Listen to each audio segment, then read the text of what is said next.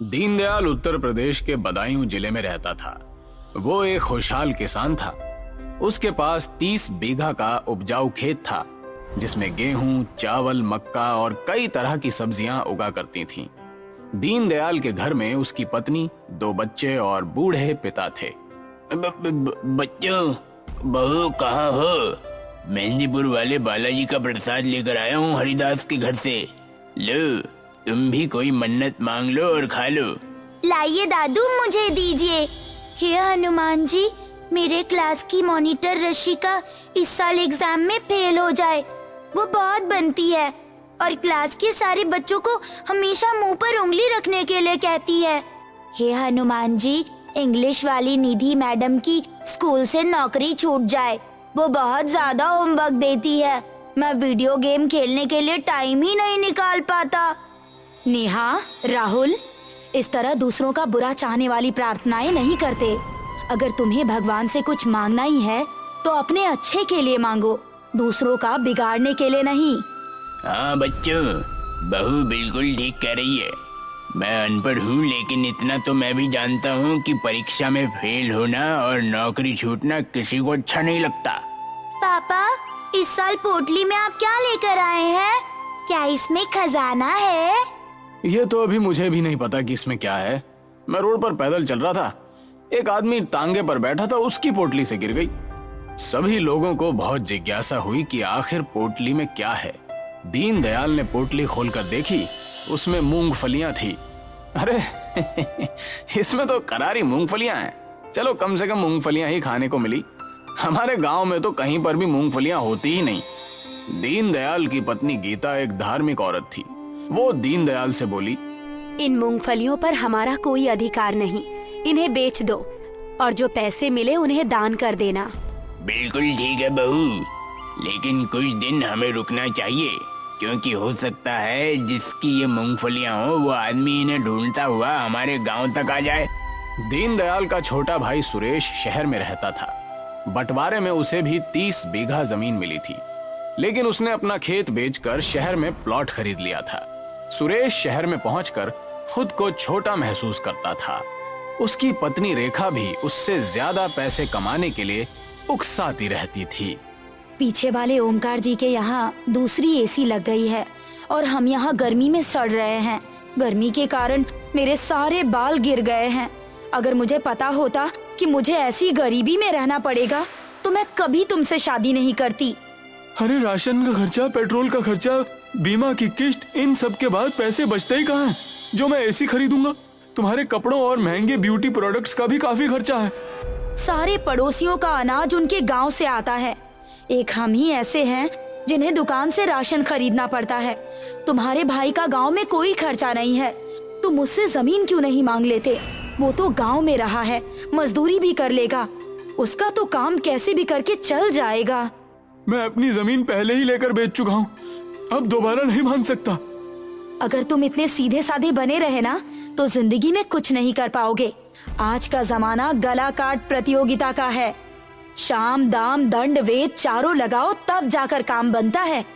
इस संडे को तुम गांव जाओ और गेहूं चावल का इंतजाम करने की कोशिश करो। रविवार वाले दिन सुरेश दीनदयाल के घर पहुंचा। चाचा जी नमस्ते। अरे नमस्ते बेटा, नमस्ते। भैया घर पर नहीं है क्या? वो पिताजी को आंखों के डॉक्टर के पास लेकर गए हैं। पिताजी को रात में चीजें साफ दिखाई नहीं देती है ना। अरे बड़े भैया से पूछना क्या मेरे लिए 20 क्विंटल गेहूं और 20 क्विंटल धान का इंतजाम हो जाएगा? नहीं, अभी तो नहीं हो पाएगा। तुम्हारे भैया ने छमाई की फसल पिछले महीने ही बेची है। बेमौसम बरसात की वजह से इस बार बहुत सारी फसल खराब हो गई थी, लेकिन तुम गांव के किसी आदमी से गेहूं और धान खरीद सकते हो। मुझे खरीदना नहीं है भाभी, मैं आप लोगों से गेहूं और धान मांगने आया हूँ। ये तुम क्या कर रहे हो सुरेश? तुम शहर में अच्छी नौकरी करते हो और सिर्फ 2 लोग हो। हमारे बच्चे भी हैं और फिर पिताजी की दवाई का खर्चा अलग। हम अगर फसल तुम्हें दे देंगे तो हम खुद क्या खाएंगे? हमारी तो रोजी रोटी का एक ही साधन है, हमारी फसल। आपसे बात करने का तो कोई फायदा नहीं है। भैया को आने दो, मैं उन्हीं से बात करूंगा। खाना तो है आपके घर, या वो भी खत्म हो चुका है? ऐसा क्यों बोल रहे हो सुरेश? तुम हमारे परिवार के सदस्य हो। जितने दिन चाहो यहाँ रुको। जो हम खाते हैं वही तुम्हें भी खिलाएंगे। दीनदयाल के घर आने पर सुरेश ने दीनदयाल से बात की, लेकिन दीनदयाल ने भी सुरेश को वही जवाब दिया जो गीता ने दिया था। तुम लोगों से कोई उम्मीद रखना ही बेकार है। चलता हूँ, अब मैं कभी नहीं आऊंगा। नाराज मत हो सुरेश, हमारी मजबूरी समझो। वैसे अगले महीने हम लोग वैष्णो देवी मंदिर दर्शन करने के लिए जा रहे हैं। अगर तुम और रेखा भी चलो तो फोन करके बता देना। ज्यादा लोग चलेंगे तो अच्छा लगेगा। नहीं नहीं, मैं आप लोगों से कोई रिश्ता नहीं रखना चाहता। सुरेश नाराज होकर अपने घर पहुंचा और उसने सब कुछ अपनी बीवी रेखा को बताया। वो दोनों पहाड़ी के रास्ते पर जा रहे हैं। यही मौका है तुम्हारे पास। मैं समझ नहीं पा रहा, तुम कहना क्या चाहती हो? अरे इतना मत सोचो, वैसे भी जीवन मौत ऊपर वाले के हाथ में है। तुम बस अपना काम करो। भाभी, मैं उस दिन ज्यादा ही कुछ उल्टा सीधा बोल गया। मैं आप लोगों से कभी रिश्ता नहीं तोड़ सकता, मुझे माफ कर दीजिए।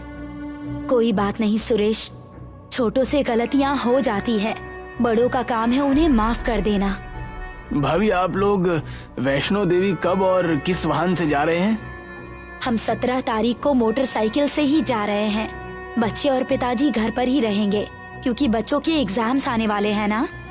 ठीक है, जब आप लोग लौट आए तो हमें बता देना, मैं प्रसाद लेने आ जाऊंगा। कुछ दिन बाद जब गीता और दीनदयाल मोटरसाइकिल से वैष्णो देवी के लिए रवाना हो गए, जब वे पहाड़ों पर पहुंचे तो एक जीप उनके पीछे लग गई। जीप ने दीनदयाल की मोटरसाइकिल में टक्कर मार दी और मोटरसाइकिल खाई में गिर गई। अगले दिन सुरेश दीनदयाल के घर पहुंचा। चाचा, मम्मी पापा घर पर नहीं है, वैष्णो देवी गए हैं। आप किस काम से आए हैं? मैं तुम्हें ये बताने आया हूँ कि तुम्हारे मम्मी पापा अब कभी नहीं लौटेंगे। अरे सुरेश, तुम बच्चों से इस तरह की बातें क्यों कर रहे हो? ये देखिए, अखबार में खबर छपी हुई है कि वैष्णो देवी जाते हुए एक जीप और मोटरसाइकिल की टक्कर हो गई और मोटरसाइकिल खाई में गिर गई। भैया का फोन भी नहीं लग रहा है। काफी दिनों तक रामदास ने दीनदयाल और गीता का इंतजार किया, लेकिन वो नहीं लौटे। अब इंतजार करना बेकार है पिताजी, खेती बाड़ी अब मैं संभाल लेता हूँ। इन दोनों बच्चों को भी तो पालना है। ठीक है बेटा, तुम ही संभाल लो। एक रात सुरेश ने अपने पिता को खांसी की दवा के धोखे में बेहोशी की दवा पिला दी। जब रामदास बेहोश हो गया तो सुरेश ने खेत के कागजातों पर रामदास का अंगूठा लगा दिया और चालाकी से जमीन अपने नाम करवा ली। उसके बाद सुरेश अपने घर निकल लिया। एक दिन नेहा और राहुल अपने खेत पर खेलने गए तो एक आदमी ने उन्हें भगा दिया। ए, तुम दोनों मेरे खेत में क्या कर रहे हो? चलो भागो। ये खेत हमारा है।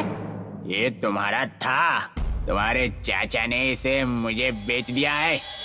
नेहा और राहुल ने घर जाकर अपने दादा को सारी बात बताई। रामदास ने गांव के एक आदमी का फोन लेकर सुरेश को फोन किया। फोन सुरेश की पत्नी रेखा ने उठाया। अरे बहू, सुरेश कहाँ पर है? क्या उसने खेत बेच दिया है? हाँ, खेत बेच दिया गया है। अब फोन करके बार बार परेशान मत करो। दोनों बच्चे कुछ ही सालों में बड़े हो जाएंगे और फिर अपनी रोजी रोटी का इंतजाम कर लेंगे। हमने अपना घर भी बदल दिया है, इसीलिए घर पर भी मत आना। बेचारा बूढ़ा रामदास चिंता में पड़ गया कि दोनों बच्चों को कैसे पालेगा। अरे लगता है अब मुझे ही काम करना पड़ेगा, वरना भूखे मरने की नौबत आ जाएगी। बूढ़े को कुछ समझ नहीं आया कि क्या काम करे। उसने वही मूंगफलियों की पोटली उठा ली जो दीनदयाल को काफी दिन पहले मिली थी और उन्हीं मूंगफलियों को शहर की तरफ बेचने के लिए निकल पड़ा। मूंगफली वाला, करारी मूंगफली ले लो, करारी मूंगफली। अरे भैया, मूंगफली कितने रुपए किलो है? ये मूंगफली मात्र 100 रुपए किलो है। आदमी ने मूंगफली खाकर देखी। मूंगफली एकदम दाने से भरी हुई थी। उसने पोटली में मौजूद सारी मूंगफलियां खरीद ली और रामदास को 1000 रुपए दे दिए। 300 रुपए की बचत करूंगा और 700 की मूंगफलियां फिर से खरीद लूंगा। इस तरह आगे कुछ कमाई होती रहेगी। घर लौटते वक्त अंधेरा हो गया था। रामदास को रात में कम दिखाई देता था। सड़क पर चलते समय उसे ठोकर लगी और वो गिर पड़ा। एक आदमी रामदास को उठाने आया। उसने चुपके से रामदास की जेब में हाथ डालकर सारे रुपए निकाल लिए। अरे संभल कर चलो बाबा। शुक्रिया बेटा, मुझे रात में क्या है कि थोड़ा कम दिखाई पड़ता है, इसलिए मैं गिर पड़ा। कुछ देर चलने के बाद रामदास ने अपनी जेब में हाथ डाला। अरे मेरे पैसे कहाँ गए? खर्चा पानी के लिए भी पैसे नहीं है, अब तो बच्चों को भूखा ही सुलाना पड़ेगा। तभी एक फकीर वहां आया। क्या हुआ भाई, क्यों रो रहे हो? रामदास ने फकीर को सारी बात बताई। फकीर ने अपनी झोली से एक थैली निकालकर रामदास को दी और बोला, इस थैली में कुछ बीज हैं, इन्हें बो देना, इनसे सोने की मूंगफलियां उगेंगी। लेकिन मेरे पास जमीन नहीं है बाबा। तुम्हारे गांव में जो नदी है उसके पार वाली जमीन बंजर है। तुम अपना घर गिरवी रखकर थोड़ी सी जमीन खरीदना, उसमें ये मूंगफलियां बो देना। रामदास ने वैसा ही किया जैसा फकीर ने बताया था। 7 दिनों बाद ही खेत में सोने की मूंगफलियां आ गई। उन मूंगफलियों को बेचकर रामदास ने अपना गिरवी रखा मकान भी छुड़वा लिया। दादाजी, हमारे पास काफी रुपए इकट्ठे हो गए हैं, चलिए शहर जाकर मूवी देखकर आते हैं। रामदास, नेहा और राहुल शहर के सिनेमा हॉल पहुंचे। सुरेश और रेखा भी उस सिनेमा हॉल में मूवी देखने आए हुए थे। तुम लोगों के पास इतने पैसे कहाँ से आए कि तुम यहाँ शहर में फिल्म देखने आए हो? चाचा ने चालाकी से हमारा खेत छीन लिया, लेकिन हमें एक ऐसा खेत मिल गया है जिसमें सोने की मूंगफलियां होती है। अब आप हमसे बहुत गरीब हैं। मूवी देखने के बाद जब रामदास, नेहा और राहुल घर पहुंचे तो उन्हें दीन दयाल और गीता घर के दरवाजे पर खड़े दिखाई दिए। भगवान का शुक्र है कि तुम दोनों जिंदा हो बेटा। मैंने तो तुम दोनों के आने की उम्मीद ही छोड़ दी थी। हम खाई में गिर गए थे, लेकिन एक पहाड़ी किसान ने हमें बचा लिया था। स्वस्थ होने में हमें थोड़ा समय लग गया। रामदास ने सुरेश की सारी करतूत दीन दयाल और गीता को बताई और उन्हें सोने की मूंगफलियों के बारे में भी बताया। ईश्वर एक हाथ से लेता है तो दूसरे हाथ से देता है। सुरेश से खेत की रकम वापस लेने का एक ही तरीका है। गीता को पता था कि सुरेश सोने की मूंगफलियों के लालच में बंजर खेत खरीदने भी जरूर आएगा। उन्होंने थैली में मौजूद सारे बीज बोकर उन सब की सोने की मूंगफलियां उगा लीं और सारा पैसा बैंक में जमा कर दिया। कुछ दिनों बाद सुरेश गांव आया और गीता से बोला, भाभी मुझे माफ कर दीजिए, मैंने आपका खेत बेच दिया। आप लोग सोने की मूंगफलियों से काफी पैसे कमा चुके होंगे, अब सोने की मूंगफलियों वाला खेत मुझे दे दीजिए। मैंने आपका खेत 15 लाख में बेचा था, मैं आपको 15 लाख देने के लिए तैयार हूँ। ठीक है। सुरेश ने 15 लाख रुपए देकर बंजर खेत खरीद लिया। उसे लगा कि खेत में कोई जादू है, जबकि जादू तो फकीर द्वारा दिए गए मूंगफली के बीजों में था। सुरेश ने मूंगफलियों के बीज खरीदकर बंजर खेत में डाले, लेकिन वहां कुछ नहीं हुआ। सुरेश गुस्से में गीता के पास पहुंचा। भाभी, खेत में तो कुछ भी नहीं उग रहा। तो हम क्या करें? शायद तुम बेईमान हो, इसीलिए तुम्हारी किस्मत साथ नहीं दे रही। तो मेरे 15 लाख वापस कीजिए। तुमने जो पैसे दिए थे वो तो हम खर्च भी कर चुके हैं, इसीलिए हमसे अपने रुपए वापस लेने की कोशिश मत करना। वैसे भी वो पैसे हमारे ही थे।